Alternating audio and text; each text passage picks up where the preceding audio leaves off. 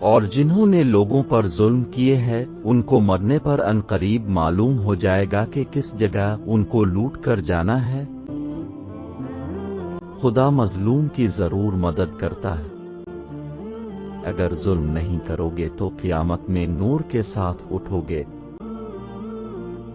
تم اپنے بھائی کی مدد کرو خواہ وہ ظالم ہو یا مظلوم کو اس سے چھڑانا، اور ظالم کی مدد اس کو ظلم سے باز رکھنا ہے۔ مظلوم کی بد دعا سے ڈرو کیونکہ اس کے اور خدا کے نزدیک کوئی پردہ نہیں ہے۔ جس کسی نے امیر کے سامنے اس کی عمارت کی وجہ سے فروتنی کی، اگر چاہے وہ ظالم نہ بھی ہو تب بھی اس کے دین کا ایک حصہ ضائع ہو جاتا ہے۔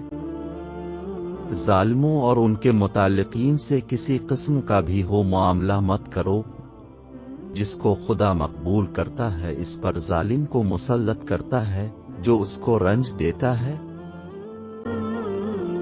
ظلم کے مرنے سے ملول ہونا ظلم میں شامل ہونا ہے۔ قرض ادا کرنے کی مقدور ہوتے ہوئے بھی ایک ساتھ دیر کرنا ظلم میں داخل ہے۔